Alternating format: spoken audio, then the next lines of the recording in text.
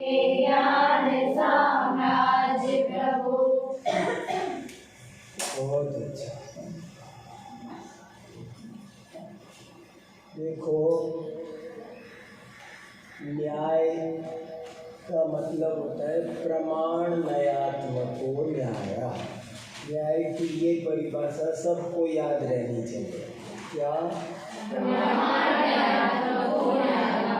न्याय के दो मुख्य अंग हैं, प्रमाण और न्याय। कभी कभी आपको ये भी सुनने मिलेगा कि न्याय के 3 अंग होते हैं, प्रमाण, न्याय और निक्षेप। लेकिन इन दोनों बातों में कोई अंतर नहीं है। कभी निक्षेप को अलग गिनते हैं, कभी निक्षेप को न्याय में गर्भित कर लेते हैं। जब 2 बोले तो समझ लेना कि निक्षेप न्याय में गर्भित हो गया, छूटा नहीं है, छूटा नहीं है।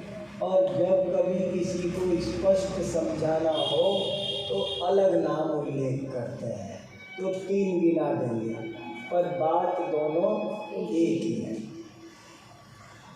तो मुख्य अंग 2 रहे, प्रमाण और न्याय। इसमें से हमने 6 द्वारों में प्रमाण का वर्णन पढ़ लिया। अब 7वां द्वार न्याय का है। अब हम न्याय समझेंगे। न्याय जैन दर्शन का मौलिक विषय है। मौलिक समझ गए?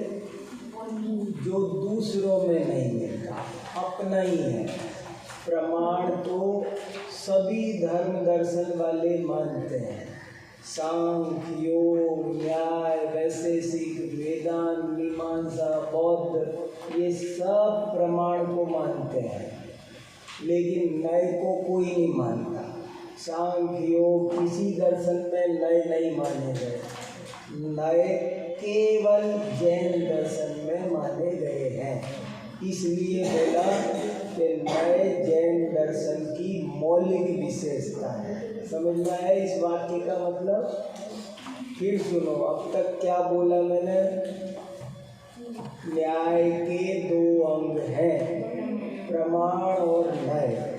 उसमें से न्याय जैन दर्शन की मौलिक विशेषता है, क्योंकि वो दूसरे दर्शन में नहीं पाई जाती। केवल जैन दर्शन ही न्यायों को मानता है और कोई दर्शन न्यायों को नहीं मानते हैं। अब न्याय क्या होते हैं, इसके लिए न्याय मंदिर का 7वां द्वार बहुत बढ़िया सरल है। और द्वार थोड़े कठिन थे, एकदम अपरिचित थे, तो मैंने सोचा कि आपको पहले वैसे ही समझाता हूँ। लेकिन न्याय की चर्चा आप रोज प्रवचन में सुनते हो। निश्चय न्याय, व्यवहार न्याय, द्रव्यार्थिक न्याय, पर्यायार्थिक न्याय। न्याय जानना जरूरी है, कौन बात किस न्याय से कही गई है, कौन बात किस अपेक्षा से। अपने आप एक भी प्रवचन बिना न्याय के होता ही नहीं है। इसलिए न्याय की जानकारी आपको थोड़ी बहुत है, तो थोड़ा सा ये 7वां द्वार पढ़ेंगे तो एक नए टाइप का अनुभव होगा। अब तक अपन ने वैसे ही पढ़ा, अब अपन किताब से पढ़ते हैं। ये किताब कैसी लिखी हुई है, वाक्य कैसे बनाते हैं, प्रश्न कैसा होता है, उत्तर कैसा होता है। बहुत थोड़ा टेस्ट इस किताब का भी आएगा। और न्याय क्या होते हैं ये बहुत अच्छे से समझ में आएगा। एक एक कॉमा, फुल स्टॉप बहुत तपस्या कर कर के लिखा है। तो आप उसको एक दफे पेज नंबर कितना है? 94, 94 नंबर पेज से आपके पास किताब है ना? सबके पास में किताब में देखोगे तब आनंद आएगा। नहीं हो वो आपस में देखना, लेकिन किताब में देखना जरूरी है। देखो न्याय क्या होता है। किताबें कम पढ़ रही है क्या? सबके पास है। तो पीछे देखो ना, जिनके पास एक दो के पास एक तो है। हाँ, दो के पास एक तो होनी चाहिए। ठीक है ना। अब देखो, थोड़ा बहुत आनंद आएगा। आज का टॉपिक बहुत इम्पोर्टेंट है। प्रमाण का प्रकरण हमारा पूर्ण हुआ। हमने प्रमाण का लक्षण पढ़ लिया, प्रमाण के भेद पढ़ लिए, प्रत्यक्ष प्रमाण क्या होता है वो अच्छे से समझा, परोक्ष प्रमाण क्या होता है, उसके कितने भेद प्रभेद होते हैं वो अच्छे से समझा, और प्रमाण का विषय क्या होता है फिर वो समझा, फिर प्रमाण का फल क्या होता है वो समझा, और उसके बाद में प्रमाणाभास क्या होता है ये समझा। इतनी बातें अपन ने पढ़ी। अब रह गया नय। नय क्या होता है इसको अपन पढ़ते हैं। और प्रमाण और नय के बारे में एक लाइन में शुरू में पहले दिन बता चुका था, वो ध्यान में रहेगी तो और सुविधा रहेगी। मैं रिपीट कर दूं, प्रमाण और नय में क्या अंतर होता है कोई पूछे तो आप एक लाइन छोटी सी हमेशा याद रखो। पूरी वस्तु को कहना प्रमाण है और उसके एक अंश को कहना वो नय। इतनी सी लाइन तो हमेशा याद रखो। प्रमाण और नय में क्या अंतर है? पूरी वस्तु को कहना प्रमाण है और उसके एक हिस्से को, एक अंश को, एक भाग को, एक टुकड़े को कहना, एक देश कहना, उसका नाम नय है। उदाहरण के तौर पर कोई भी ले सकते हो, जैसे मकान बोला तो प्रमाण, study room, bedroom, kitchen, drawing room, ये क्या हो गया? नय। जब हम वस्तु के एक एक अंश का कुर्ता प्रमाण, बाजू, कॉलर, पॉकेट, बटन, ये क्या हो गए? नय। कोई भी वस्तु जब हम पूरी जानते हैं तो वो है प्रमाण, और जब उसका एक अंश जानते हैं तो उसका नाम है नय। इतनी बात आपको नैतिक भूमिका के रूप में, पृष्ठभूमि के रूप में सबको पता होना चाहिए।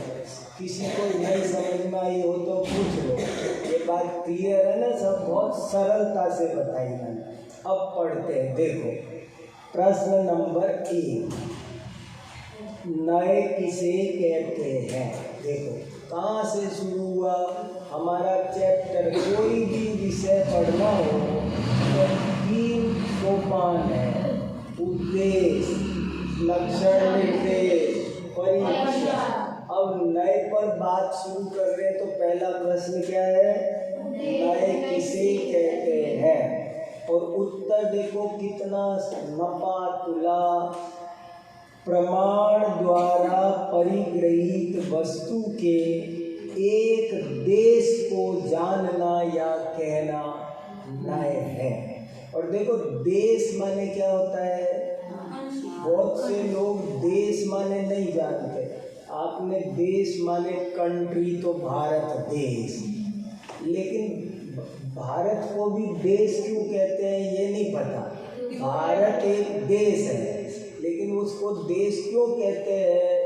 क्योंकि पूरी पृथ्वी का एक टुकड़ा है। भारत देश, चीन देश, जापान देश, पृथ्वी प्रमाण। भारत, चाइना, अमेरिका, रशिया, ये देश। देश माने, देश शब्द टुकड़े का पर्यायवाची है। देश माने टुकड़ा। तो इसलिए कहा प्रमाण के द्वारा गृहीत, परिगृहीत। परिगृहीत माने, परि शब्द क्यों लगाते हैं? परीक्षा में बताया था। से, सम्यक प्रकार से, भली भांति। प्रमाण के द्वारा भली भांति जिसको ग्रहण किया है, उस वस्तु के एक देश को जानना या कहना। अब ये जानना या कहना क्यों लिखा है? नए दो तरह के होते हैं, ज्ञानात्मक और वचनात्मक। नए दो प्रकार के होते हैं, ज्ञानात्मक और वचनात्मक। पूरी वस्तु को जानना प्रमाण है, ये भी बोल सकते हैं, और पूरी वस्तु को कहना प्रमाण है, ये भी बोल सकते हैं। और वास्तव में देखा जाए तो नए ज्ञान के अंश हैं, ज्ञानात्मक होते हैं, लेकिन कारण में कार्य का उपचार करके कथनों को भी नए कहते हैं। कथन नहीं नए होते हैं, नए तो यहाँ होते हैं, ज्ञान में होते हैं। जानने का नाम नए है, लेकिन उस जो वाक्य ज्ञान कराता है उस वाक्य को भी हम नए कह देते हैं। समझ में आया? दो तरह के नए हैं, एक ज्ञानात्मक, एक वचनात्मक। जैसे हमने बोला मकान, ड्राइंग रूम, स्टडी रूम, तो ये भी बोलना भी नए है, और एक एक अंश को जानना ये भी नए है। नए दो तरह के, वचनात्मक और ज्ञानात्मक। देखो अगला प्रश्न यही उठ गया, नए ज्ञानात्मक है या वचनात्मक? आपने कहा कि जानना या कहना, तो जानना कि कहना, दोनों बातों में तो अंतर है ना। जानना या कहना, जानना नए है महाराज के कहना नए है। तो वो कह रहे हैं कि प्रश्न उठा दिया, नए ज्ञानात्मक है या वचनात्मक? तो बहुत बढ़िया उत्तर दिया, परमार्थ से नए ज्ञानात्मक ही है, परंतु कारण में कार्य का उपचार करके नए को वचनात्मक भी कहा गया है। समझ में आया? माने वो जो वाक्य होता है वो ज्ञान का कारण होता है, इसलिए उसको भी नए कह देते हैं। वास्तव में तो ज्ञान ही नए है, लेकिन जो वाक्य होते हैं वे भी ज्ञान के कारण होते हैं, इसलिए उनको भी नए कहते हैं। अगला देखो, नए की परिभाषा में प्रमाण परिग्रहित पद क्यों डाला गया है? क्या इतना कहना पर्याप्त नहीं है कि वस्तु के एक देश को जानना या कहना नए है? उत्तर देखो, पहले स्पष्ट किया जा चुका है कि प्रमाण का विषय सामान्य विशेषात्मक संपूर्ण वस्तु है, केवल सामान्य या केवल विशेष रूप वस्तु की सत्ता ही सिद्ध नहीं होती। यही कारण है कि यहाँ प्रमाण परिग्रहित पद का प्रयोग किया गया है, ताकि वस्तु के एक पक्ष का कथन करते समय अपर पक्ष का निषेध न हो जाए। ध्यान रखना चाहिए कि नए वस्तु के अपर पक्ष को मात्र गौण करता है, उसका निषेध या अभाव नहीं करता, अन्यथा एकांत का महान दोष उत्पन्न होगा। अपर पक्ष का निषेध करने वाले नए को नए नहीं, नया भास कहते हैं। कुनय, दुर्नय या मिथ्या नय भी उसी के अपर नाम है। ये बहुत ज़्यादा इम्पोर्टेंट प्रश्न है, ये समझ लो। ये शुरू के 3-4 प्रश्न नहीं समझ में आए तो नए का कुछ समझ में नहीं आएगा। ये बेस है, ये नींव है। ये 4-5 प्रश्न बाकी तो बाद में भेद प्रभेद है, लेकिन ये नहीं समझ में आ रहे हो तो पूछ लेना, शर्म संकोच नहीं करना, लेकिन ये अच्छे से समझना। नए और दुर्नय दो चीज हो गई। जैसे प्रमाण और प्रमाणाभास दो चीज होती है। एक होता है प्रमाण, एक होता है प्रमाणाभास। क्या फर्क है दोनों में? कि सम्यक है तो प्रमाण और मिथ्या है तो प्रमाणाभास। बिल्कुल ठीक ऐसे ही नए भी दो हिसाब से समझाए जाते हैं, एक नए एक नया भास। क्या फर्क है? सम्यक है तो नए और मिथ्या है तो नया भास। और नया भास को कई शास्त्र में कुनय, जैसे कुगुरु कुदेव होता है ना, ऐसे ही नए गलत हो तो उसको बोलते कुनय, और नए सच्चे हो तो उसको बोलते सुनय। कभी आपको शास्त्र में सुनय पढ़ने मिलेगा तो सुनय माने सम्यक में, कुनय माने मिथ्या में। कहीं पर दुर्नय लिखा मिलेगा तो दुर्नय माने मिथ्या नय। कहीं पर नया भास लिखा मिलेगा तो उसका मतलब नया भास, मिथ्या नय। ऐसे सब चीजें अच्छे से समझो। अब एक इम्पोर्टेंट नई बात, क्या फर्क है सुनय में और दुर्नय में? एक फर्क है, वो कभी मत भूलना, बिल्कुल इम्पोर्टेंट बात। सुनय में और दुर्नय में क्या फर्क है? सुनय में और कुनय में क्या फर्क है? मिथ्या नय और सम्यक नय में क्या फर्क है? बहुत इम्पोर्टेंट प्रश्न है और उसका इम्पोर्टेंट उत्तर है। क्या उत्तर है? नय एक अंश को दिखाता है, जब वो दूसरे अंश को गौण करे तो सम्यक नय रहता है, और जब वो दूसरे अंश का अभाव कर दे तो दुर्नय हो जाता है।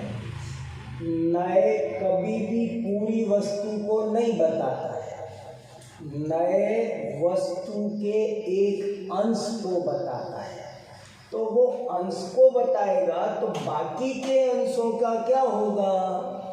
यदि वो बाकी के अंशों को गौण कर दे तो वो सुनय, और बाकी के अंशों का अभाव कर दे तो दुर्नय।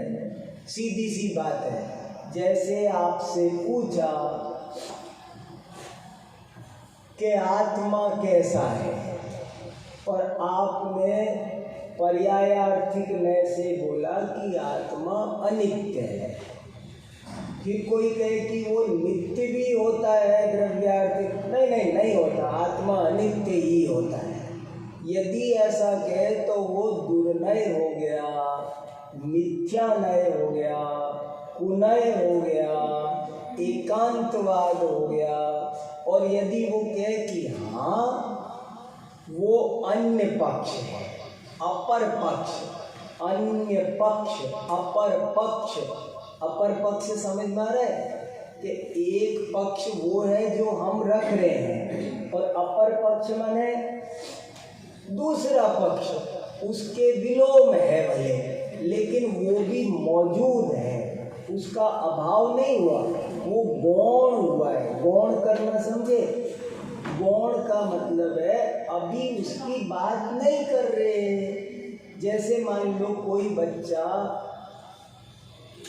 टेबल सुना रहा है, तो जब वो 2 की टेबल सुना रहा है तो उसको 2 ही की नहीं आती है, उसको और भी आती है, लेकिन इस समय उसके बोलने में 2 ही की मुख्य है, बाकी की गौण है। जो बोला जाता है वो मुख्य होता है, और जो बोलने में नहीं आ पाता है वो गौण होता है।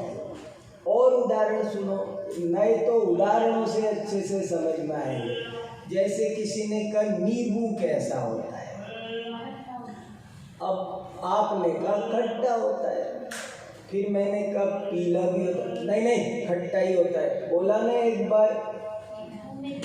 तो अगर खट्टा ही होता है बोला तो वो जो आपका कथन था वो मिथ्या नय हो गया, और आप कहो कि भाई मैंने रस की अपेक्षा खट्टा बताया था, पर रंग की अपेक्षा पीला होता है, इसमें मुझको कोई आपत्ति नहीं है। आकार की अपेक्षा देखो तो गोल होता है, इसमें भी मुझे कोई आपत्ति नहीं है। ऐसे अन्य अन्य अपेक्षाओं से अन्य अन्य बातें ठीक है, मैं अन्य अपेक्षाओं का निषेध नहीं करता, तब तो सही है। एक छोटी सी लाइन है, निरपेक्षा नया मिथ्या सापेक्षा वस्तु तीर्थकृत। निरपेक्ष है तो मिथ्या नय है, और सापेक्ष है तो सम्यक है। एक वैज्ञानिक हुआ है एल्बर्ट आइंस्टीन, उसने सन 1900 में एक सिद्धांत निकाला, थ्योरी ऑफ रिलेटिविटी, सापेक्षता का सिद्धांत। हर बात सापेक्ष है। मैं धनवान हूँ कि निर्धन, मैं ज्ञानी हूँ कि अज्ञानी, बड़ा हूँ कि छोटा, काला हूँ कि गोरा, लंबा हूँ कि चिकना, मोटा हूँ कि पतला, किसी भी प्रश्न का एक उत्तर दे सकते हैं, क्योंकि ये सब सापेक्ष स्थितियां हैं, दूसरे के हिसाब से बताई जा सकती है।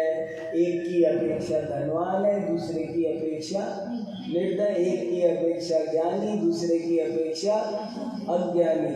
तो नए माने अपेक्षा, नए माने अपेक्षा। तो यदि वो अन्य की अपेक्षा रखे तो वो सम्यक नय है, और अन्य की अपेक्षा नहीं रखे तो वो मिथ्या नय है। ये बात पक्के से समझ लेना, बहुत इम्पोर्टेंट। गौण करना समझे ना। एक महिला माँ भी है, मामी भी है, बुआ भी है, ताई भी है, चाची भी है, उसमें बहुत गुण हैं। लेकिन जब एक बच्चा बोलता है कि ये मम्मी है, तो वो अपनी अपेक्षा से बोलता है। शादी हो रही है, घर में सारे रिश्तेदार इकट्ठे हुए हैं, तो कोई उसी को मामी बोलेगा, कोई उसी को बुआ बोलेगा, और कोई बच्चा बोले मेरी मामी है तू बुआ मत बोला कर, तू भी मामी बोल। ये मामी उसके बेटे को भी कहे तू मम्मी मत बोला कर, मामी बोल, तो इसको कहेंगे दादागिरी। अगर वो बच्चा किसी को बोलने ना दे, उसका भाई बोले दीदी, आप दीदी क्यों बोल रहे हो, मामी बोलो, बोलो मामी, सबको बोले कि मामी ही बोलना पड़ेगा, तो इसको क्या कहते हैं, आतंकवाद। जब सापेक्ष होता है कथन तो उसका नाम होता है अनेकांतवाद, और जब कथन निरपेक्ष होता है तो उसका नाम होता है आतंकवाद। समझ में? जब सापेक्ष है अनेकांतवाद, निरपेक्ष है आतंकवाद। ये खास बात है, बहुत है। हाँ बोलो बेटा। हाँ हाँ, इसमें देखो आखिरी पेज पर लिखा है, पेज नंबर 110 पर नीचे फुटनोट में लिखा है, मिला निरपेक्षा नया मिथ्या। और ये बात प्राकृत में भी आई है, कार्तिकेय अनुप्रेक्षा में भी है। आप इस किताब की एक खास बात यह है कि नीचे सबके रेफरेंस दिए हैं, एक एक चीज है ना शुद्धि से लिखने की कोशिश की है, और कहाँ किस जगह ये बात आई है, एक एक के 2-2, 4-4 रेफरेंस संदर्भ लगाए हैं, प्रमाण सहित बात कही गई है। ठीक है, समझ में आई इतनी बात में? और किसी को कुछ पूछना है? ये बहुत इम्पोर्टेंट बात थी। फिर रिपीट करता हूँ, नए जैन दर्शन की मौलिक विशेषता है, पॉइंट नंबर 1 जो आज हमने अभी पढ़ा। दूसरा पॉइंट हमने पढ़ा नए वस्तु के एक देश को जानते हैं। दूसरी बात ये सीखी। तीसरी बात हमने ये सीखी कि नए 2 तरह के होते हैं, ज्ञानात्मक और वचनात्मक। चौथी बात ये सीखी वास्तव में तो ज्ञानात्मक ही होते हैं, पर उपचार से वचनात्मक भी नए कहे जाते हैं। पांचवी बात हमने ये सीखी कि नए अपर पक्ष को केवल गौण करता है, उसका अभाव नहीं करता है। नए सापेक्ष ही होता है, निरपेक्ष नहीं होता है। यदि वो निरपेक्ष हो जाए तो फिर उसको नए नहीं कहते हैं, नया भास कहते हैं। समझ में आई? 5 बातें कौन सुना सकता है? 5 बातें सुनानी है। थोड़ा कठिन लग रहा है ना, इसलिए मैंने शुरू में कह दिया सारी बातें। अब आराम से हल्के हल्के पढ़ सकते हैं, सब फ्रेश हो। नई की बात कठिन थी, मैंने कहा पहले ये बता दे दो। हाँ बोलो बेटा। पहला पॉइंट आपने बताया था कि जो बिना देखे बोलने की कोशिश करो। नए हैं वो जैन धर्म की मौलिक विशेषता है। मौलिक क्यों है? क्योंकि ये अन्य दर्शनों में नहीं पाई जाती। बहुत बढ़िया। दूसरा पॉइंट आपने बोलता कि नए के 2 भेद होते हैं, ज्ञानात्मक और वचनात्मक। इसमें परमार्थ से ज्ञानात्मक ही नए कहलाता है। उसके बाद आपने बताया था कि जो नए हैं वो अपर पक्ष को गौण करता है, फिर क्या आपने नए और दुर्नय में डिफरेंस बताया था कि अगर सापेक्षता से कथन हो तो वो सम्यक नए है अर्थात सुनना है, यदि उससे निरपेक्षता से कथन हो तो वह दुर्नय है, मिथ्या है। बहुत बढ़िया, शाबाश, बहुत अच्छे से पढ़ रहे हो। बड़े इसीलिए तो मुझे खुशी हो रही है। तो नहीं तो कोई सुना नहीं पाता, आप सुन रहे हो, याद रख रहे हो, सबको समझ में आया। कोई बात किसी का मन कर रहा है पूछने का कि हमें ये बात नहीं समझ में आ रही, अगर इतनी बात समझ में आ गई तो जीत गए। ये 5 पॉइंट नए के बारे में समझ गए तो जीत गए। अब तो केवल उदाहरणों पे घटित करना है, थ्योरी इतनी है, अब क्या करना है? प्रैक्टिस। थ्योरी इतनी है H2O बराबर वाटर। अब आपको लेबोरेटरी में जाना है, थोड़ी हाइड्रोजन लेनी है, थोड़ी ऑक्सीजन लेनी है, उसे परखनली में डालना है, देखना है पानी बना कि नहीं बना। चलो हाँ बेटा, वेरी गुड। एक क्या चीज़ है? निरपेक्ष। निक्षेप अलग चीज है। देखो निक्षेप अलग चीज है, निरपेक्ष, निरपेक्ष, सापेक्ष, अपेक्षा सहित।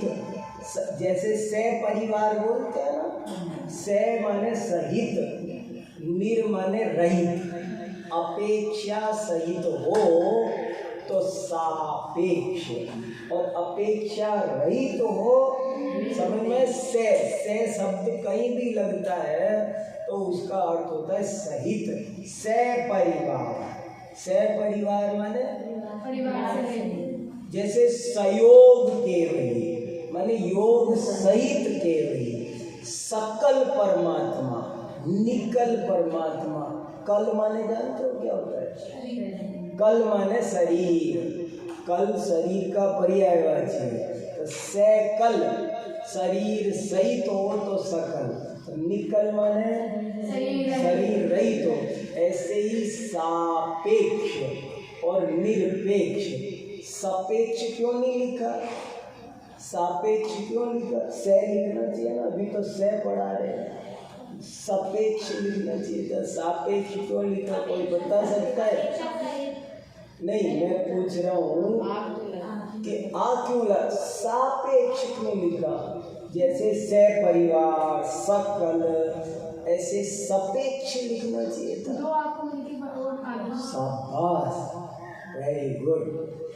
एक ए पहले से था ना अपेक्षा में, से प्लस अपेक्षा, तो एक ए इधर पहले से था, एक से में ए था, तो दो ए मिलकर के दीर्घ संधि हो गई, सापेक्ष बन गया।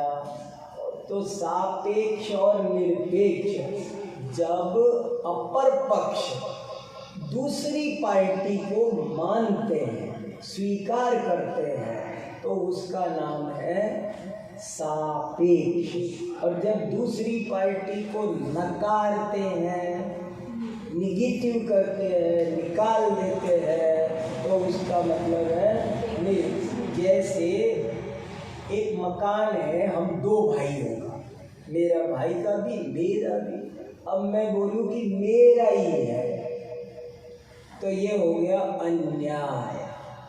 और मैं बोलूँ कि भाई का भी है और मेरा भी है, तो हो गया न्याय। न्याय कहता है आप मना कैसे कर सकते हो, आधा पैसा उसने भी लगाया है, इसलिए वो उसका भी है। वस्तु में अनेक अंश है, सब उसके मालिक हैं। आप एक ही अंश को मालिक बनाओगे तो क्या होगा, अन्याय हो जाएगा, बाकी का हिस्सा हड़प लोगे, तो ये हिंसा भी है। एक जगह शास्त्र में ऐसा लिखा है, अपर पक्ष को नहीं मानना ये हिंसा है।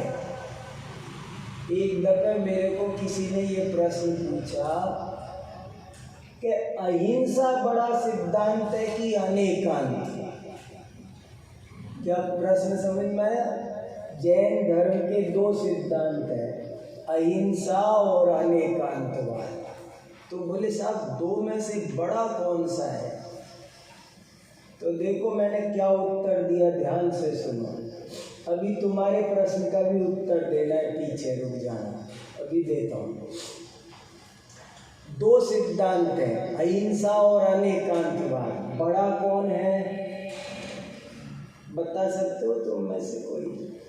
कौन बड़ा है? हाँ, अनेकांत। और बताएगा कोई?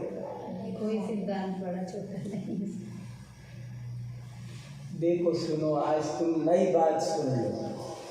जब भी कुछ पूछा जाए, कुछ भी, मैं आपको चाबी दे रहा हूँ, कुछ भी पूछा जाए, किसी भी 6 आवश्यकों में कौन बड़ा है, 4 दान में कौन बड़ा है, बहुत से लोग जल्दी से बता देते हैं 4 दान में से कौन सा बड़ा है, तो कुछ लोग बता दिया। कितनी जल्दी बताया ना। अच्छा अब ये बताओ, मेरे पास में बहुत किताबें हैं, मैं 24 घंटे स्वाध्याय कर रहा हूँ, समय सार रखे 10 तरह के, और मुझे 4 दिन से रोटी नहीं मिली, भूख लग रही है बहुत तेज, भूख के कारण मेरे परिणाम आकुल व्याकुल है, और आप एक समय सार लेके आओ तो लोग आपको समय सार भेंट कर रहे हैं, तो मैं बोलूँगा समय सार बहुत है, 2 रोटी दे सकते हो। उस वक्त क्या मुख्य है, आहार दान। देखो तुमको एक तरीका, एक गजब की बात बता रहा हूँ, नए पढ़ने के बाद ये समझ में आना चाहिए। 4 दान में से कौन सा दान बड़ा है, कभी भी कोई पूछे ना, तो एक उत्तर जो आचार्यों ने दिया है वो दे रहा हूँ, मैं अपना नहीं दे रहा। समंत भद्राचार्य ने युक्ति अनुशासन में उत्तर दिया है इस प्रश्न का, और वो उत्तर ये दिया है, वस्तु में मुख्य गौण नहीं होते, मुख्य गौण केवल वाणी में होते हैं। क्या गजब की लाइन है, मैं तो पढ़ा जिस दिन हिल गया। मैंने कहा दुनिया लड़ रही है। एक पक्ष कह रहा है कि 8 दान से बढ़िया कोई दान ही नहीं, एक पक्ष कह रहा है कि ज्ञान दान से बड़ा कोई दान नहीं, कोई कह रहा है औसत दान से बड़ा कोई दान, कोई कह रहा है अभय दान से बड़ा कोई दान। जब भी मेरे से कोई भी पूछे ना कि क्या बड़ा है और क्या छोटा है, तो मैं क्या उत्तर देता हूँ? वस्तु में कोई बड़ा छोटा नहीं होता, बड़ा छोटा केवल वाणी में होता है। ये वक्ता और श्रोता की म्यूचुअल अंडरस्टैंडिंग है। समझ में आया कि ये वक्ता और श्रोता पर डिपेंड करता है। वक्ता जिसको चाहे उसको बड़ा कह सकता है, श्रोता की जरूरत के अनुसार। समझ में आया? उसकी जरूरत के अनुसार 4 अनुयोगों में से कौन सा बड़ा है, बता सकते हो?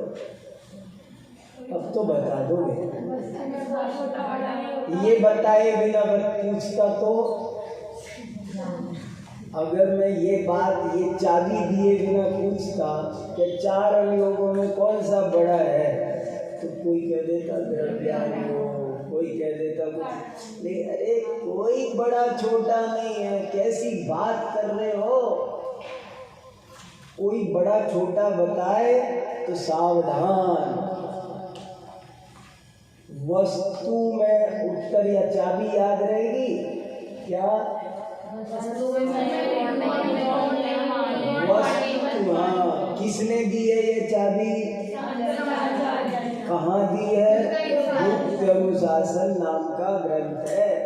सर्वांत, मुझे संस्कृत में याद है, सर्वांतवत् तद्गुण मुख्य कल्पम सर्वांत शून्यम च मिथो नपे, कि वस्तु में कोई मुख्य गुण नहीं होता, मुख्य गुण केवल वाणी में होते हैं। ड्राइंग रूम बड़ा होता है कि किचन? बाप बड़ा होता है कि बेटा? खतरनाक सवाल पूछ रहा हूँ। बाप बड़ा होता है कि बेटा? अरे परिवार में दोनों बराबर होते हैं, पति बड़ा कि पत्नी? अरे बाप बेटा ना हो तो बाप ऐसे ही बाप हो जाएगा? नहीं, बेटा छोटा है, तू छोटा है, हट जा यहाँ से। अब बेटे को भगा दिया, अब मैं बाप रह जाऊंगा? मुझे बाप कहने वाला बेटा ही तो है। बेटे, मैं पत्नी को निकाल दूं घर से तो पति बच जाएगा? पत्नी निकाल दी, चलो अब मैं पति रह गया, खत्म। पत्नी गया तो पत्नी भी गई। एक जाता है तो दूसरा जाता है, ये गजब की बात है। हमारे शास्त्रों में एक बहुत सुंदर उदाहरण आता है, कहाँ से कहाँ बात जा रही है पर बहुत जरूरी है, ये खुलासा हो रही है, कहीं जा नहीं रही है। एक श्लोक है बहुत अच्छा, और उसकी कहानी है हमारे शास्त्रों में, बहुत सुंदर कहानी है।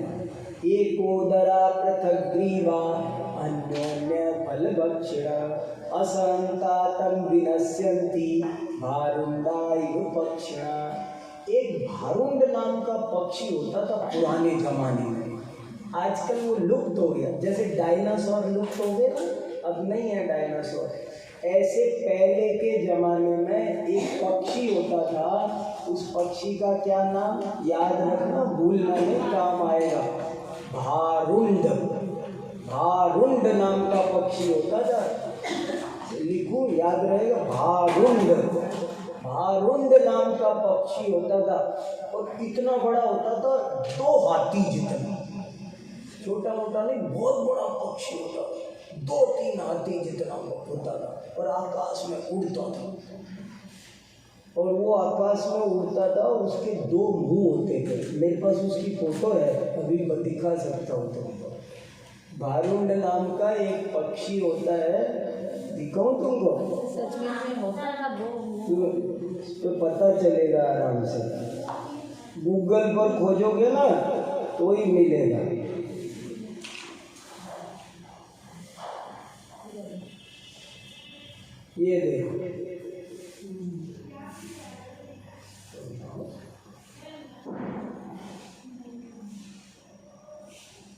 दिखा ये भारूड पक्षी है।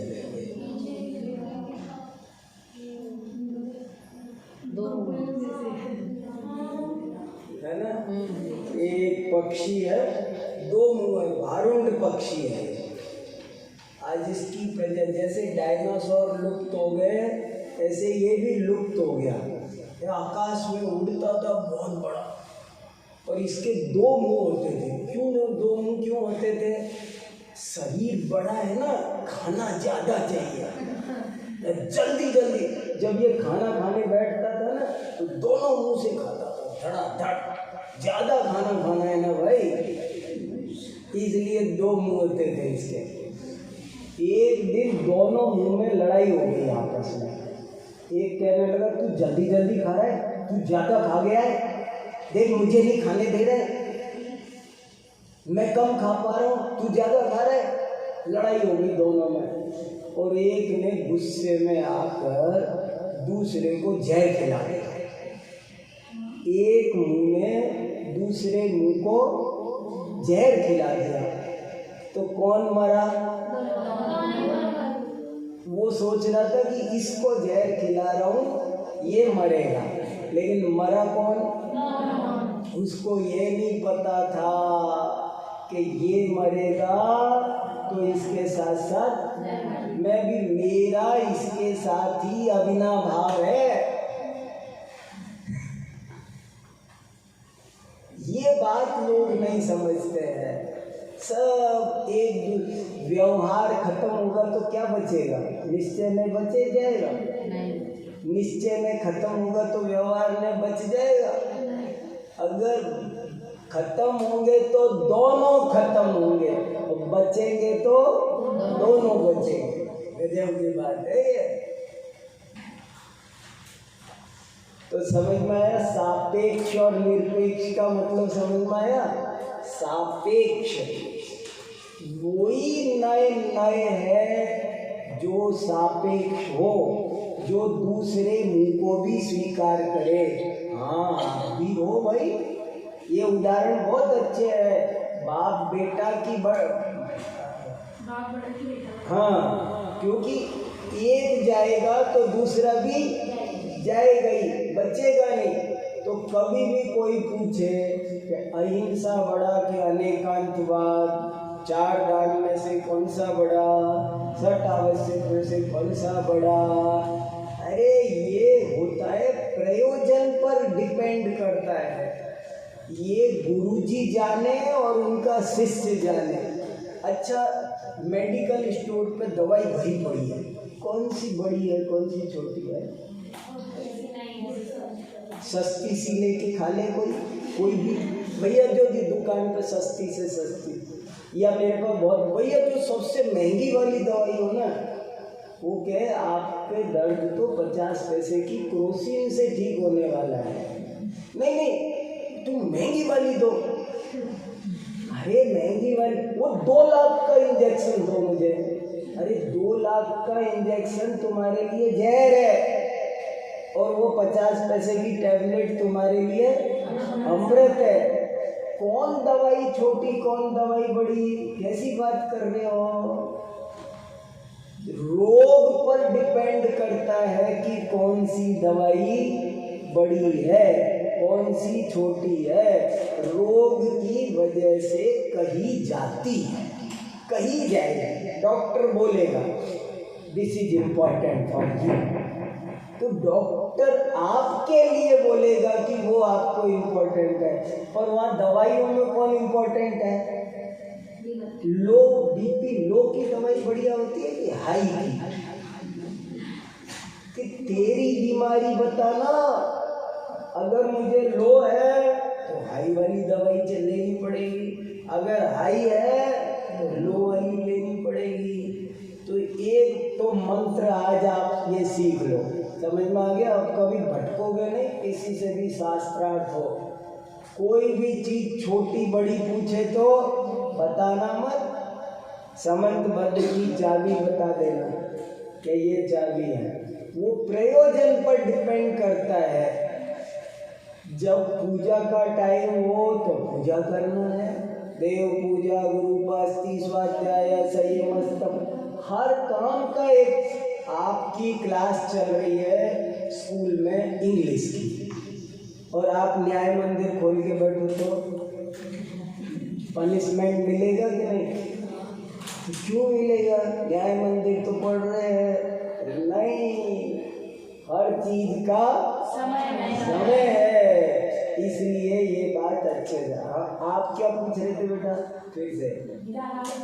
हाँ, एक अच्छा प्रश्न ये है कि नए ज्ञानात्मक होते हैं और वचनात्मक होते हैं, इसका मतलब क्या? कोई तुम में से बताएगा? हाँ चलो बताओ। ज्ञानात्मक में मतलब जो नए के बारे में बताया वो ज्ञान और दर्शन, हाँ ज्ञान और वचन के अंश होते हैं, यानी ज्ञान में भी आते हैं और वचन से बोले भी जाते हैं, तो उसके अंश होते हैं। इसलिए ज्ञानात्मक और वचनात्मक यहाँ पे नए के दो भेद करे हैं। और कोई बोलेगा? मैं बोलता हूँ फिर से, क्योंकि एक दो बात मैंने भी खुलासा शुरू में नहीं की थी, वो जरूरी है, अब समझ में आ रहा है। देखो सुनो, नयों की क्यों जरूरत है? अब नई बात सुन लो, तब ये 5 बात अच्छे से समझ में आएगी।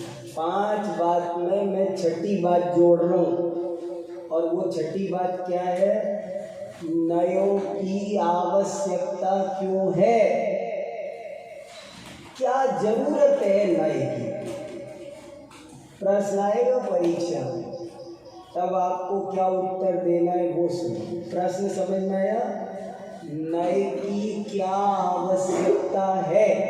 तो आप बताएंगे हम अल्पज्ञ हैं, हमारा ज्ञान क्षयोपम है, छोटा है, वो एक साथ पूरी वस्तु को जान ही नहीं सकता है, इम्पॉसिबल है। एक वस्तु में जितनी क्वालिटी है, सबको एक साथ जानना या कहना पॉसिबल ही नहीं है। कोई पूछे गुड़ कैसा है, हम क्या बताएं? पूरी बात बता ही नहीं सकते, तो हमारा ज्ञान अपूर्ण है। इसलिए हम नयों से एक एक अंश को जानते हैं।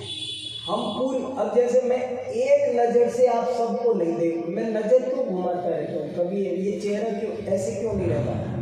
ऐसे क्यों नहीं रहता? ऐसे रहता है ना, तो इधर की बच्चियाँ तो दिखती है, इधर की नहीं दिखती है, तो फिर थोड़ी देर में इधर ले जाता हूँ, फिर इधर लाता हूँ। क्यों किया ऐसा? क्योंकि मेरी आंखें ऐसी नहीं है, मेरे सब चारों तरफ आंखें लगी होती, तो मुझे अब मान लो मुझे इधर देखना है, तो क्या करूँ? घुमाना पड़ेगा। तो वस्तु में अनंत धर्म है और हमारा ज्ञान छोटा है। सर्वज्ञ को नयों की जरूरत नहीं है, याद रखना। नए केवल श्रुत ज्ञानियों के, हमारे आपके ही होते हैं, केवली के नए नहीं होते। क्यों नहीं होते केवली के? उन्हें तो एक साथ पूरी वस्तु दिख रही है ना। लेकिन हम जब नित्य देखते हैं तो अनित्य नहीं दिखता, और अनित्य देखते हैं तब नित्य नहीं दिखता। तो हमको क्रम से, अच्छा नित्य देखिए, हाँ अनित्य। जैसे समझ लो एक सिक्के, जैसे ये किताब है, अब मैं इधर से देखता हूँ तो इधर का हिस्सा नहीं दिखता, और इधर का देखता हूँ तो इधर का नहीं दिखता। तो क्या करते हैं? इधर देख लेते हैं, फिर उसे याद रखते हैं। हाँ ठीक, हाँ ठीक, हाँ उस किताब में आगे ही है पीछे ही है, अपने ज्ञान में दोनों को जोड़ लेते हैं। समझ में आया? पहले एक एक अंश को देखते हैं, बाद में उन सबको अपने ज्ञान में जोड़ लेते हैं। नए का काम यही है। नए आपको एक एक अंश दिखाता है और कहते जाता है जोड़ते जाना, जोड़ते जाना, जोड़ते जाना, तब आपको पूरी वस्तु का ज्ञान हो जाता है। तो नए की आवश्यकता ये है कि हम एक साथ पूरी वस्तु को जानने में असमर्थ हैं, अशक्य। एक को जोड़कर ऐसे जान सकते हैं। माने एक साथ हम पूरी वस्तु को एक साथ जानने में समर्थ नहीं है, उसके एक एक अंश करके फिर उसको जोड़कर जान पाते हैं। इसलिए अंश नय की जरूरत है। तो नय वास्तव में जानने का नाम है। प्रश्न क्या था अब कि नय ज्ञानात्मक होते हैं, इसका क्या मतलब है कि नय का काम तो जानना है, नय का काम तो केवल समझना है, जानना है। लेकिन हम वाणी से भी जानते हैं, समझाते हैं, इसलिए वाणी को भी उपचार से हमने नय कह दिया। नय वास्तव में ज्ञान के है। जैसे ये ज्ञान है क्या, इसका नाम हम बोलते हैं श्रुत ज्ञान। हम समय सार का नाम क्या बोलते हैं, श्रुत। तो श्रुत ज्ञान है वो तो अचेतन है, लेकिन उसके निमित्त से श्रुत ज्ञान होता है, इसलिए उसको भी श्रुत कह देते हैं। समझ में आया अच्छे से? और कुछ? अगला प्रश्न पढ़ो। कौन पढ़ेगा? पढ़ो प्रश्न नंबर 4 पढ़ो बेटा, जोर से पढ़ना, थोड़ा सबको सुनाई देगा। शास्त्रों में नय की परिभाषा यह भी मिलती है कि ज्ञातुरभिप्रायो नया अथवा वक्तुरभिप्रायो नया। आपने यहाँ उस सरल परिभाषा को ही क्यों नहीं बताया?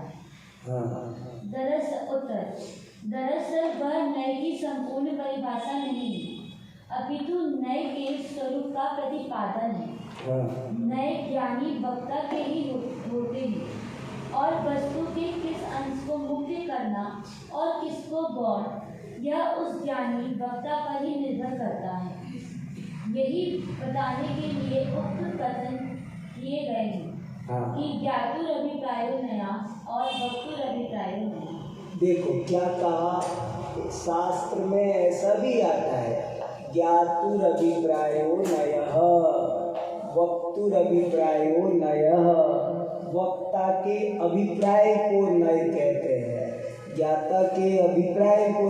तो बोले ये सिंपल सी परिभाषा थी, आपने वो कठिन परिभाषा हमको पहले बताई पहले प्रश्न में, कि प्रमाण द्वारा परिगृहीत वस्तु के एक देश को जानने का नाम नय है। वो क्यों बताई आपने कठिन परिभाषा?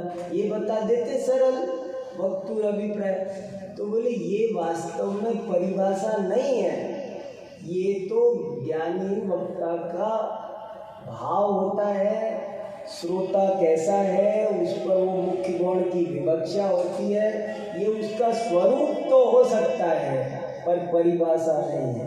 परिभाषा यही है कि प्रमाण के द्वारा परिगृहीत वस्तु के एक देश को जानने का नाम नय है। ठीक है ना? अगला प्रश्न कौन पढ़ेगा? हाँ तो पीछे। कौन सा कथन बिल्कुल ठीक है? ज्ञातुरभिप्रायो नया ठीक है या वक्तुरभिप्रायो नया ठीक है? दोनों ही कथन बिल्कुल ठीक है, कोई भी मिथ्या नहीं है। ऊपर कहा ही था कि नय परमार्थ से ज्ञानात्मक होते हुए भी उपचार से वचनात्मक भी कहे गए हैं। क्या कहा इसमें? दो परिभाषा मिलती है, ज्ञातुरभिप्रायो नयः और वक्तुरभिप्रायो नयः। इससे ही सिद्ध होता है कि नय दो तरह के होते हैं। ज्ञातुरभिप्रायो माने ज्ञानात्मक, वक्तुरभिप्रायो माने वचनात्मक। अगला प्रश्न कौन पढ़ेगा? पढ़ो, जोर से पढ़ो। नय और प्रमाण में क्या अंतर? इसको ध्यान से सुनो, इम्पोर्टेंट प्रश्न। नय और प्रमाण दोनों ही सम्यक ज्ञान रूप है, इस अपेक्षा से उनमें कोई अंतर नहीं। तथापि प्रमाण सामान्य विशेषात्मक पूरी वस्तु को एक साथ जानता है और नय उसके किसी एक अंश को मुख्य करके जानता है, यही अंतर है। अतः नए को प्रमाण अर्थात समय ज्ञान का अंश भी कहते हैं। देखो क्या कहा, कभी भी अंतर पूछा जाए तो कैसे बताना। अब प्रश्न था कि प्रमाण और नए में क्या अंतर है, तो ये नहीं बताया कि अंतर है, ये भी बताया कि अंतर नहीं है। प्रमाण और नए दोनों सम्यक ज्ञान के अंश हैं। इस अपेक्षा देखो तो दोनों में कोई अंतर, प्रमाण भी सम्यक ज्ञान है और नए भी सम्यक ज्ञान है, इसलिए अपेक्षा से कोई अंतर नहीं है।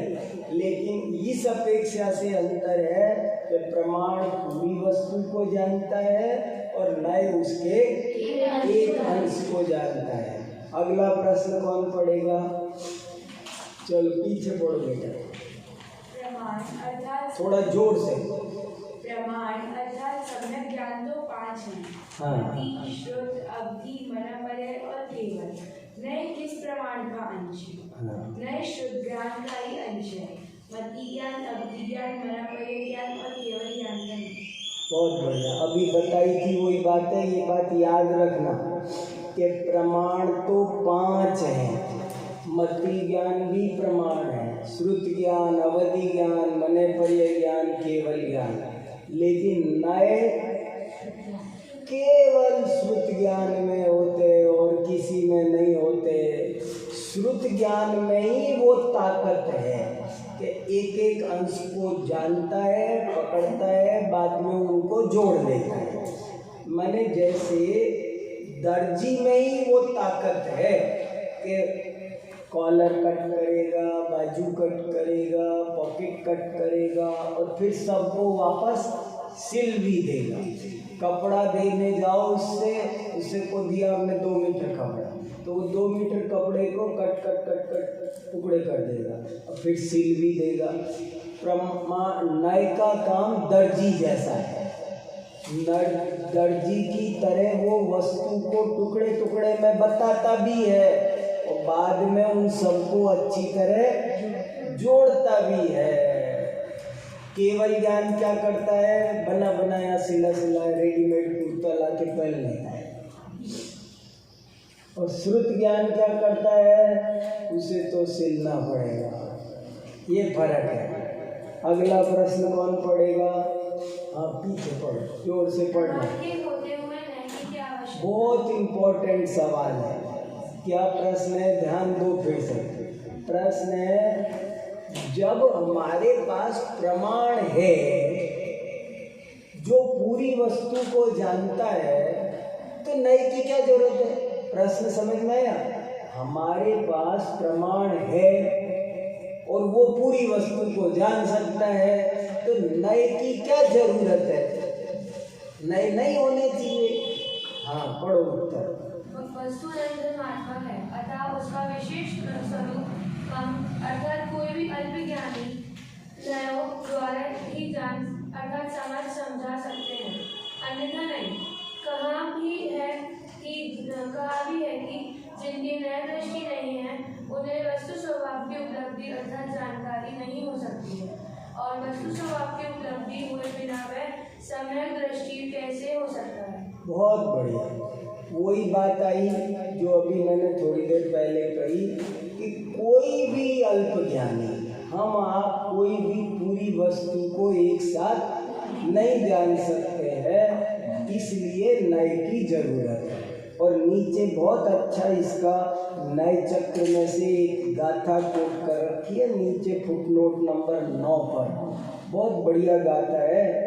जीर्णय दिट्ठि विहीना कारण वस्तु सहाव उपलब्धि वस्तु सहाव विमूढ़ा सम्मानिति कहूं उनकी।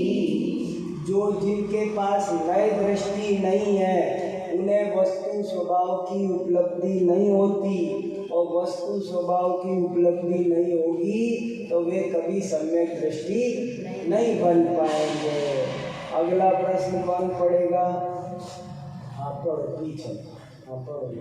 वस्तु स्वरूप की उपलब्धि में नए हमको किस प्रकार उपयोगी होते हैं? ये बहुत अच्छे सवाल हैं।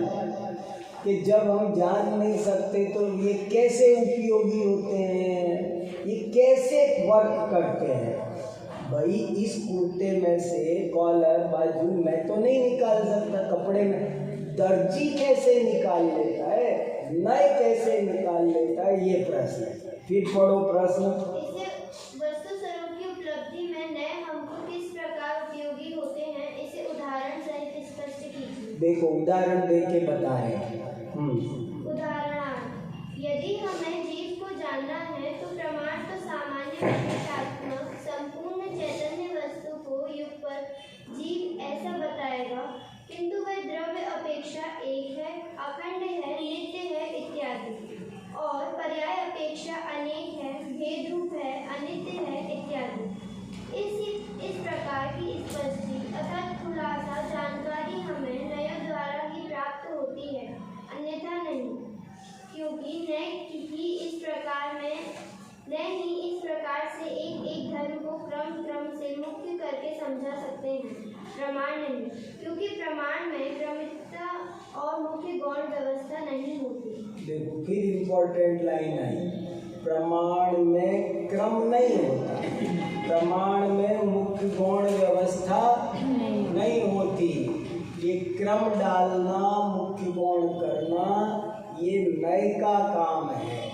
हमको देखो क्या होता है, बहुत अच्छी बात कही है, बहुत इम्पोर्टेंट सवाल है। अगले प्रश्न में इसका खुलासा आने वाला है और उदाहरण सही। लेकिन अभी क्या कहा इसमें, ये कहा नए की जरूरत क्या है, कि हमको चीज नए के बिना हमारी समझ में नहीं आती। जैसे मैंने आपसे कहा सेव फल, जिसने सेव फल आज तक नाम नहीं सुना, देखा नहीं, उसको कुछ समझ में नहीं आया। फिर उससे कहो गोल होता है तो थोड़ा दिखा, कुछ लाल होता है और दिखा, कश्मीर में पैदा होता है, उसमें आयरन बहुत होता है, थोड़ा और समझ में आया। जैसे जैसे बोलते जाओगे तैसे तैसे उसके समझ में आता जाएगा। जैसे कोई बोले नींबू, क्या होता है, मान लो आज तक नींबू देखा, आप कल्पना करो एक ऐसे आदमी की कि जिसने नींबू देखा नहीं, अब उससे हमने कहा नींबू, तो उसके समझ में आ जाएगा, ये जन क्या बोल रहे पता नहीं। फिर उसको ऐसे बताओ कि देखो वो गोल होता है, अच्छा, सेव फल से छोटा होता है, अच्छा, खट्टा होता है, अच्छा, रसीला होता है, अच्छा, पीला होता है, अच्छा। अब उसको समझ में ऐसे ही देखो अकेला प्रमाण। हमारा प्रश्न क्या है कि अगर हमारे पास खाली प्रमाण होता, नए नहीं होते, तो क्या दिक्कत थी। अब तुम बता सकते हो, समझ में आया। एक उदाहरण और देता हूँ, अगली बार तुमको बताना है। देखो मान लो नए नहीं है, प्रमाण है अकेला, तो क्या दिक्कत आएगी। आत्मा, कुछ समझ में आया। आत्मा क्या क्या बोला पता नहीं, लेकिन वो अमूर्तिक है। अच्छा, शरीर जैसा मूर्तिक नहीं है वो, और वो ज्ञान वाला है। अच्छा, वो जानता देखता है वो। अच्छा, मैंने अब ऐसे हमको उसके, तो ये कौन बता रहा है, ये आपको आत्मा का ज्ञान कौन करा रहा है, नए। अगर नए नहीं होते तो आपको कुछ ज्ञान होने वाला नहीं था। जैसे मान लो अभी आप अमेरिका गए थे, हमको अमेरिका का ज्ञान कराओ, अमेरिका का परिचय दो, तो मैं कैसे दे सकता हूँ। मैं बोलूँ अमेरिका तो कुछ समझ में आएगा।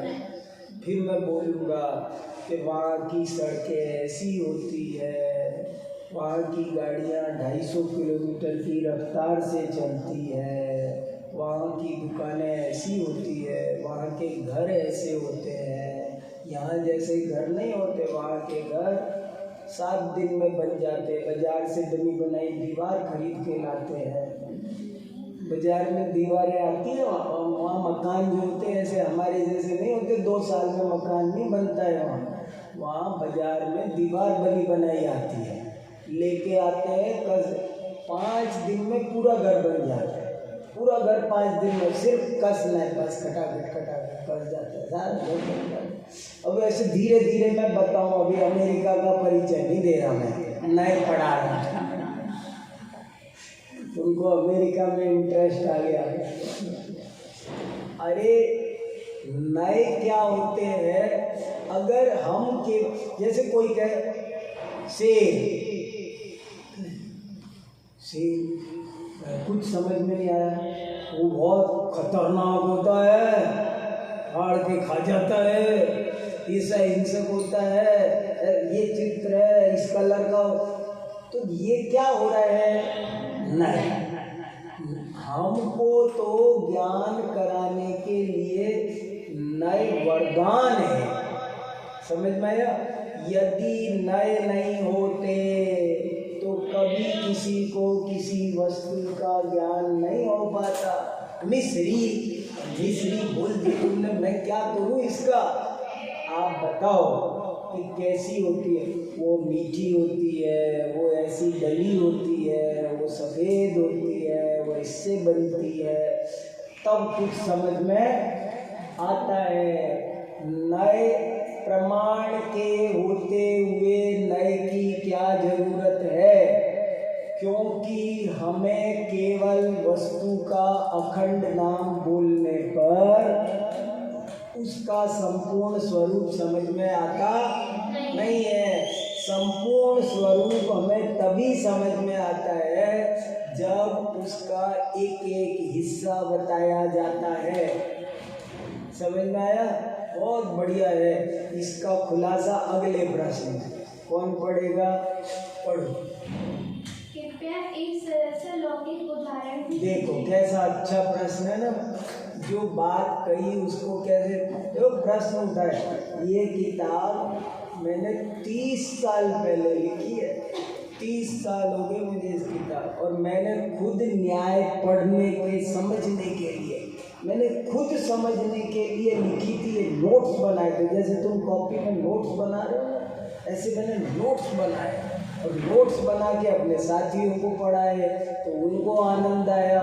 तो फिर टाइप किए हमने, फिर टाइप करवाए तो और अच्छे हो गए। फिर उनको अच्छे से छोटी सी क्लिप करा के थोड़ा फोल्डर तैयार किया, तो वो सबको दिए, चैप्टर बना दिए तो और अच्छा लगा। फिर उसको एक बार फिर ठीक करके फोटोस्टेट वाले से उसकी किताब टाइप बनवाई तो वो और अच्छे हो गए। फिर बाद में यहाँ पर पहाड़गंज है ना, पहाड़गंज में लोग कहने लगे हमें न्याय पढ़ाओ। 20-25 साल 30 साल पुरानी घटना है ये। तब मैंने कहा कि ये रहे मेरे नोट्स, तो इन नोट्स को वहाँ ले जा कर के किताब बना के सबको बांट दी, और 300-400 लोग न्याय पढ़ रहे थे और अच्छे हो गए। वो पढ़ते रहे, उससे थे। बाद में वो नोट्स कई किसी एक बहुत बड़े विद्वान है बनारस में, उदयचंद जी, उनके पास पहुँच गए। कहने लगे तो बहुत बढ़िया है, छपना चाहिए। तो फिर बाद में और ठीक कर दिए, और ठीक करके इसको छपा दिया। छपने के पहले ये किताब चल चुकी थी खूब ज़्यादा। तो ये देखो कैसे क्या बात समझा दी। अब मेरे मन में आया कि इसका कोई सरल सा उदाहरण खोजो। तो देखो क्या उदाहरण है, देखो पढ़ो। यदि हम आम के बारे में जानना चाहते हैं तो प्रमाण तो उस अनंत धर्मात्मक आम को युगपत यह आम है इतना ही कहेंगे, किंतु वह मीठा भी है, खट्टा भी है, सुगंधित भी है, पीला भी है इत्यादि प्रकार की स्पष्ट अर्थात खुलासा जानकारी हमें नयों के द्वारा ही प्राप्त होती है, अन्यथा नहीं। नयों की यही उपयोगिता है कि वे अनंत धर्मात्मक वचन अगोचर वस्तु के स्वरूप को उसकी एक एक धर्म को मुख्य करते हुए और अन्य धर्मों को गौर करते हुए बड़ी कुशलता के साथ समझने समझाने में हमारी अद्भुत मदद करती है। गजब की बात है। नयों का क्या योगदान है। नए नहीं होते तो हमें किसी भी चीज की खुलासा जानकारी किसी भी चीज की नहीं होती। जैसे भोजन, भोजन माने क्या, जिसने भोजन नहीं सुना होगा वो तो भोजन माने कुछ नहीं समझ। हमने बोला कार, अब जिसने कार देखी नहीं सुनी नहीं उसको कुछ समझ में नहीं आया, और जब उसके एक एक अंश को बताएंगे स्पष्ट खुलासा होगा तब बहुत आनंद आए, तब चीज समझ में आएगी।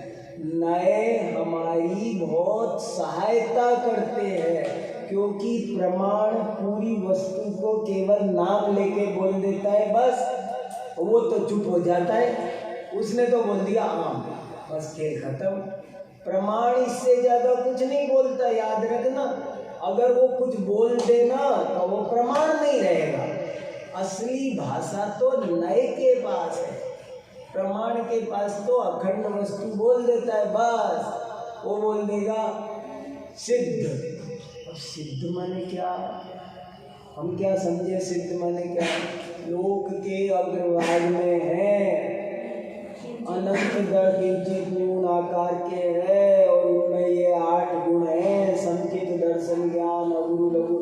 अच्छा अच्छा अच्छा, ओ अब समझ में आ रहा है। तो ये नए से हमें चीजें समझ में आती है, नए के बिना चीज समझ में आती ही नहीं है। नए के बिना वस्तु के स्वरूप का ज्ञान करना कठिन ही नहीं असंभव है, असंभव। इसलिए नए ज्ञान की वस्तु के स्वरूप को जानने में बहुत बड़ी उपयोगिता है। जिसे नए नहीं आते उसे वस्तु स्वरूप समझ में नहीं आता। वस्तु स्वरूप जिनको समझ में नहीं आता उनको कभी भी सम्यक दर्शन नहीं हो सकता। समझ में आया? बहुत बढ़िया है। पंडित जी, आत्मा है, हाँ ये प्रमाण का वचन है जी। या और निश्चय ने भी ऐसा कथन करता है आत्मा है, चैतन्य स्वरूपी है, एक है, अखंड है, नहीं, फिर इसमें अंतर क्या रहा? निश्चय ने अलग बात कहेगा। देखो, आत्मा ये बोला प्रमाण में, शरीर से भिन्न है, ये है निश्चय का कथन। निश्चय व्यवहार कहेगा शरीर में रहता है, व्यवहार तो उसको संयोग वाला बताएगा, निश्चय उसको संयोगों से रहित बताएगा। ये फर्क पड़ेगा। पर प्रमाण उस वस्तु का केवल भेदात्मक अखंड वस्तु एक बताएगा बस। नए उसमें अलग अलग फिर भेद में भी बताएगा वो। जो भेद यथार्थ है पर वस्तु से भिन्न है, अपने गुणों से अभेद है, ऐसे फिर नए के भी अनेक भेद बन जाते हैं। अभी इसमें आएगा आगे। अगला प्रश्न कौन पढ़ेगा? बहुत अच्छा, पढ़ो। प्रमाण बड़ा है या नहीं? देखो आ गया प्रश्न। अब किसको बड़ा माने? बहुत गजब की बात है, बहुत गहरी चर्चा हुई है। प्रमाण बड़ा है कि नय बड़ा है, इस बात पर आचार्यों ने खूब चर्चा की है। प्रमाण नयैरधिगमः सूत्र है। तुमने कहा पहले प्रमाण क्यों लिखा? नय पहले लिखना चाहिए था। प्रमाण नयात्मक को न्याय होना चाहिए या नए प्रमाणात्मक को न्याय होना चाहिए? अरे फिर चक्कर खा रहे हो। अरे कुछ भी हो, ये मौके की बात है। एक कहावत हमारे गांव में चलती है, जिसकी शादी उसके गीत, जिसकी शादी उसके गीत। समझ में आई बात? जिस भाई गाँव घर में, हमारे घर में शादी हो रही है तो गीत किसके गाए जाएंगे? जिसकी शादी चाहे लड़का हो चाहे लड़की हो, जिसकी हो।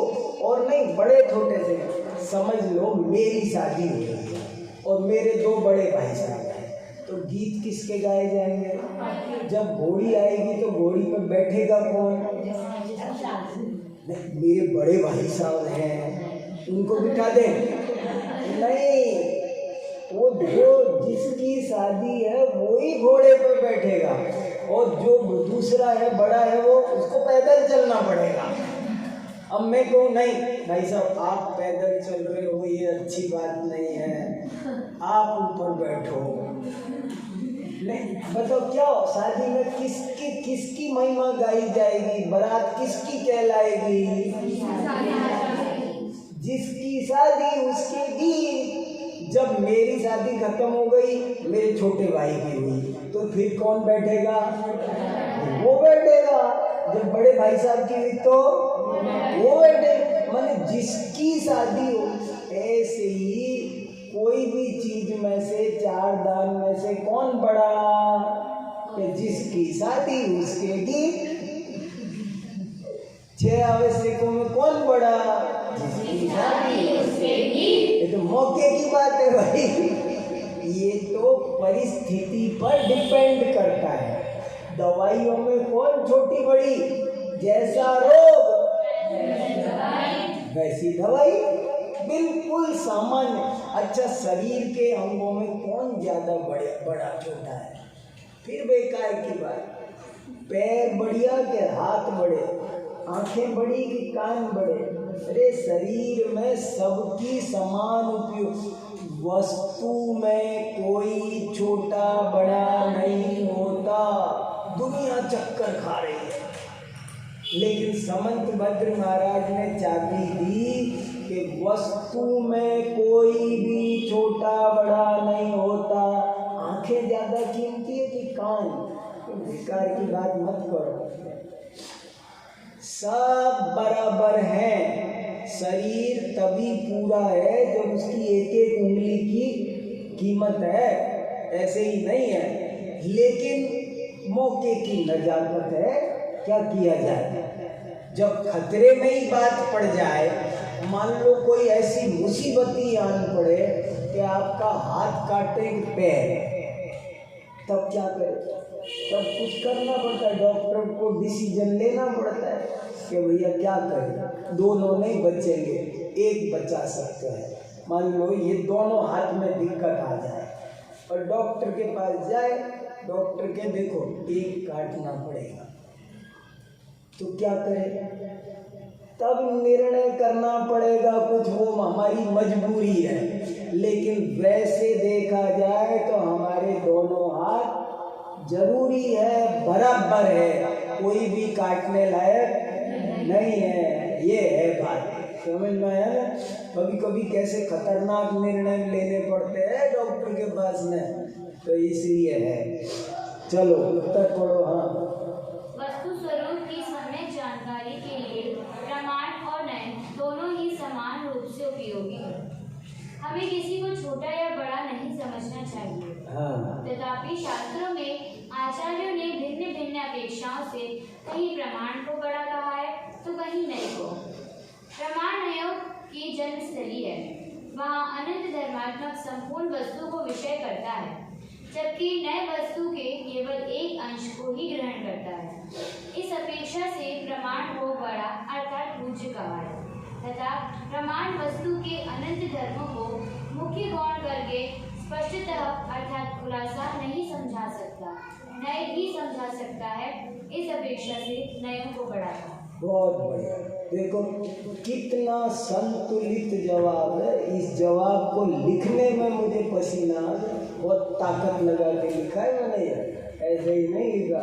मैं भी तो लिख सकता था प्रमाण बड़ा, कहीं भी ढल जाता, मैं भी नए बड़ा लिख देता, प्रमाण बड़ा लिख देता, लेकिन मैं तो अपने को पढ़ने के लिए समझ रहा था ना, इसलिए मैंने पहले तो लिखा 3 बात घुमाई।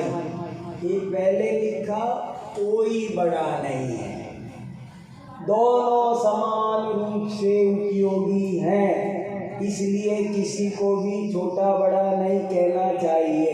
पहले तो ये कहा, फिर कहा कि एक अपेक्षा से प्रमाण को बड़ा कह देते हैं, दूसरी अपेक्षा से नहीं। प्रमाण को इसलिए बड़ा कह देते हैं क्योंकि पूरी वस्तु को जानता है, और नए को इसलिए बड़ा कह देते हैं कि वो हमें खुलासा करके बताता है। जैसे कई दफे क्या होता है कि हमको टीचर की बात समझ में नहीं आती, फिर हम अपने साथियों से समझते हैं। तो ये क्या हुआ कि हम टीचर से नहीं पूछ पा रहे थे, उसे बार बार डिस्टर्ब नहीं कर सकते थे, हर छोटी बात उनसे नहीं। तो ये हमारे साथी किस काम आएंगे? छोटी छोटी हर छोटी बात जो हमारी समझ में नहीं आई वो भी समझा देते हैं। इसलिए साथियों का महत्व है। तो नए का ये महत्व है कि वो हमको खुलासा करके बता देता है। हमारी बुद्धि छोटी है, हमको प्रमाण की बात समझ में आती नहीं है, इसलिए नए की उपयोगिता है। अगला पढ़ो, कौन पढ़ेगा? हाँ पीछे पढ़ो बेटा, जोर से पढ़ना बस। नए कितने हैं? हाँ वस्तु अनंत धनात्मक है, अतः वास्तव में नए अनंत है। हाँ ज्ञानी वक्ता और उनके वचन विकल्प असंख्य है, अतः इस अपेक्षा से नए असंख्य भी कहे गए हैं, तथा समझने समझाने की सुविधा से नए के 2, 3, 4, 7, 47 आदि भेद भी शास्त्र में गिनाए गए हैं। देखो कितना बढ़िया संतुलित सही जवाब है। कोई अब किसी से, अब आप दुनिया में पूछने जाओ नए कितने होते हैं, ऐसा उत्तर बहुत कम लोग दे पाएंगे। नए कितने होते हैं तो पहला उत्तर है नए अनंत होते हैं। नए कितने होते हैं?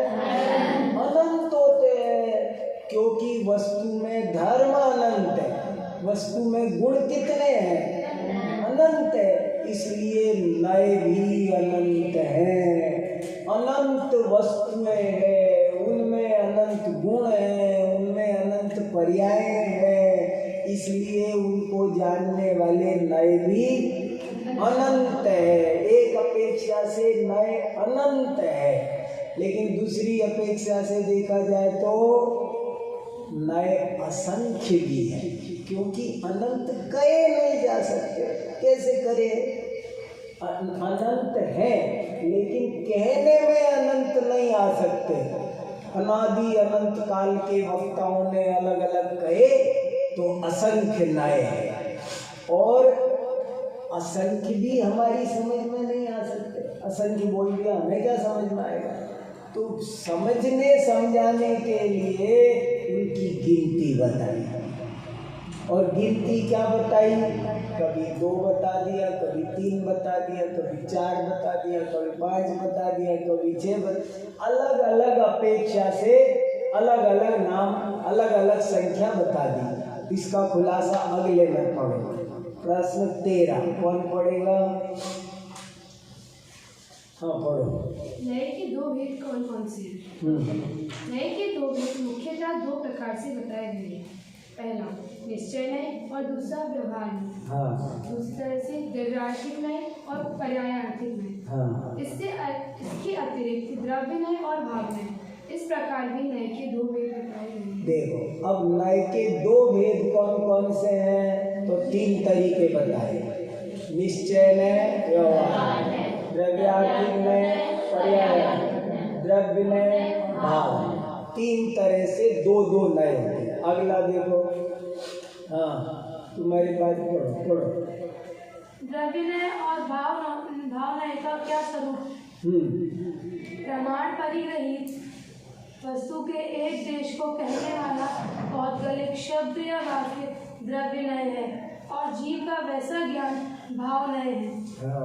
तात्पर्य यह है कि द्रव्य नय शब्दात्मक है और भाव नय ज्ञानात्मक। ये भी लगभग हर चीज के भेद होते हैं। जैसे आपने सुना होगा ना, द्रव्य हिंसा भाव, द्रव्य पूजा भाव।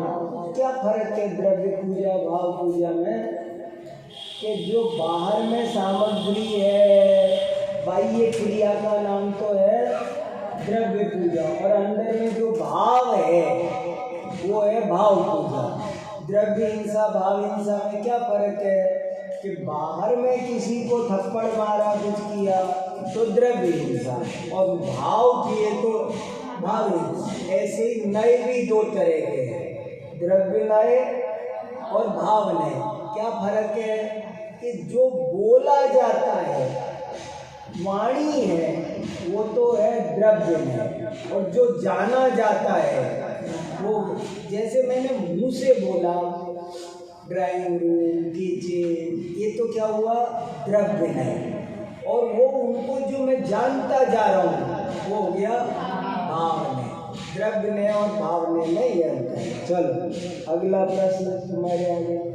निश्चय और व्यवहार नय का क्या स्वरूप है? हाँ। निश्चय और व्यवहार नय के स्वरूप को स्पष्ट करने वाले कथन शास्त्रों में अनेक मिलते हैं, परंतु उनमें से निम्नलिखित दो कथन सभी कथनों का सार कहे जा सकते हैं। पहला, भूतार्थ सु निश्चय और अभूतार्थ सु व्यवहार। दूसरा, अभेद व अनुपचार रूप से एक वस्तु को ग्रहण करना, जानना या कहना। निश्चय और अभेद व उपचार के साथ वस्तु को ग्रहण करना व्यवहार। ये बहुत ही इम्पोर्टेंट बात है। सबसे ज़्यादा काम में आने वाले नए हैं निश्चय और व्यवहार। निश्चय और व्यवहार का स्वरूप सबको समझना बहुत जरूरी है। निश्चय माने भूतार्थ, भूतार्थ माने सत्यार्थ, सत्यार्थ माने यथार्थ, यथार्थ माने रियलिटी, और व्यवहार माने अभूतार्थ, असत्यार्थ, फॉर्मेलिटी, उपचार। देखो एक गजब की बात बताऊं, जैन धर्म में ये एक नई चीज आई है। दुनिया में दो ही चीज होती है, सत्य और झूठ, लेकिन जैन धर्म कहता है इन दोनों के बीच में भी एक चीज होती है, उसका नाम है उपचार। बहुत गजब की बात सुनो, समझ में आया? दुनिया कहती है कि दो ही चीज होती है, सत्य और झूठ, लेकिन जैन दर्शन कहता है एक तीसरी और होती है, और उसका नाम है उपचार। गजब की बात है ये। तीन चीज है, एक सत्य, एक झूठ और एक उपचार। ये तीसरी चीज नई निकाली है, और ये बहुत इम्पोर्टेंट चीज है। क्यों बनाई ये व्यवस्था? एक है सत्य, एक है झूठ, और एक है, जैसे ये कुर्ता कपड़े का है, ये बोलना सत्य, और आप में से कोई बोले मेरा है तो वो झूठ है, और मैं बोलूं मेरा है क्योंकि मैं खरीद के लाया, तो ये मेरा कहना ये झूठ नहीं है, ये उपचार है। जैसे घड़ा है, वो घड़ा मिट्टी का है ये कहना सत्य, और उस मिट्टी के घड़े को सोने का कह देना झूठ, और घी का कहना, घी रखा होने के पर, उसमें घी रखा हो तब उसे घी का कह देना, ये सत्य है कि झूठ? बोले ये सत्य झूठ नहीं, कहने वाले का आशय समझो। वो कहने वाला भी ये नहीं कहना चाह रहा है कि घी से बना है, वो तो रखा है घी इसलिए ऐसा व्यवहार चलाने के लिए कह रहा है। इसलिए तीसरी चीज एक डेवलप हुई जैन दर्शन में, संसार में कहीं डेवलप नहीं हुई ये बात, फिर समझना। समझ में आया? तीन चीज है, एक सत्य, एक झूठ और एक उपचार। जो सत्य है उसको कहना निश्चय है, और उपचार को कहना व्यवहार में, और झूठ को कहना दुर्नय। मिथ्या नय पढ़ा था ना शुरू में, वो मिथ्या नय है, वो पुनः है, वो प्रमाणाभास है, वो नया भास है, ये फर्क है। अगला प्रश्न किसका नंबर है? पढ़ो बेटा जोर से। भूतार्थ सो निश्चय और अभूतार्थ सो व्यवहार, इसका क्या अभिप्राय है? हाँ सुनो, देखो कितना अच्छा प्रश्न। हाँ उत्तर, भूतार्थ का अर्थ है सत्यार्थ और अभूतार्थ का अर्थ है असत्यार्थ। जो वस्तु जैसी है उसे वैसा ही कहना अथवा जानना निश्चय नहीं, और उसे वैसी ना कहकर उपचार से अन्यथा कहना व्यवहार नहीं। जैसे मिट्टी के घड़े को मिट्टी का घड़ा कहना भूतार्थ है, सत्यार्थ है, अतः निश्चय नहीं, और उसमें घी रखा है, इस उपचार से घी का घड़ा कहना व्यवहार नहीं। इसी प्रकार जीव को शरीर आदि से भिन्न एवं अजर अमर अमूर्तिक आदि कहना निश्चय नहीं है, और सशरीर जन्म मरण धर्म मूर्तिक आदि कहना व्यवहार नहीं। समझ में आया? अभी समझा दिया। कोई भी बात है वो जैसी है वैसी कहना। ये गिलास किसका? तो स्टील का। ये हो गया निश्चय, यथार्थ। जो वस्तु जैसी है उसे वैसी कहना, वो निश्चय नहीं है। और उसमें किसी वजह से कोई उपचार करना, उसको मैं खरीद के ले आया तो मेरा हो गया, आप खरीद लाए तो आपका हो गया, ये उपचार है। और ये दोनों से भी अलग कहना, किसी तीसरे का कह देना जो खरीद के भी नहीं लाया है, वो हो गया झूठ। ये फर्क है। व्यवहार नए उपचरित कथन करता है, उपचार से बात को कहता है। अगला प्रश्न पढ़ना। अभेद व अनुपचार रूप से वस्तु को ग्रहण करना निश्चय और भेद व उपचार से वस्तु को ग्रहण करना व्यवहार, इसका क्या अभिप्राय है? जो नए वस्तु को उसके अनंत गुण पर्यायों से अभेद एवं पर द्रव्यादि के संयोग से रहित ग्रहण करता है वह निश्चय है, और जो नए वस्तु को उसके गुण पर्यायों से भेद करके अथवा पर्याय द्रव्यादि से पर द्रव्यादि के संयोग आदि की अपेक्षा से ग्रहण करता है वह व्यवहार है। जैसे जीव को ज्ञान दर्शन चारित्र आदि गुण भेद से रहित अखंड एक अजर अमर अमूर्तिक आदि कहना निश्चय नहीं है, क्योंकि यहाँ जीव का ग्रहण अभेद व अनुपचार दृष्टि से किया गया है, तथा जीव को ज्ञान दर्शन चारित्र आदि गुणों वाला और शरीर आदि के संयोग के कारण जन्म मरण धर्मा संसारी मूर्तिक आदि कहना व्यवहार नहीं, क्योंकि यहाँ जीव का ग्रहण वेद व उपचार के साथ किया जा रहा है। नहीं, बस यही खास बात है। और नए की जो शुरू में 5-6 बातें बेसिक बताई, वो सब आप अच्छे से याद रखें। आज का पाठ अपन यहीं पूरा करते हैं, लेकिन वो जो शुरू की बातें हैं वो सब थोड़ा मजबूती से तैयार रखोगे, तब ये सब बातें स्पष्ट होगी। ठीक है, चलो, बहुत बढ़िया।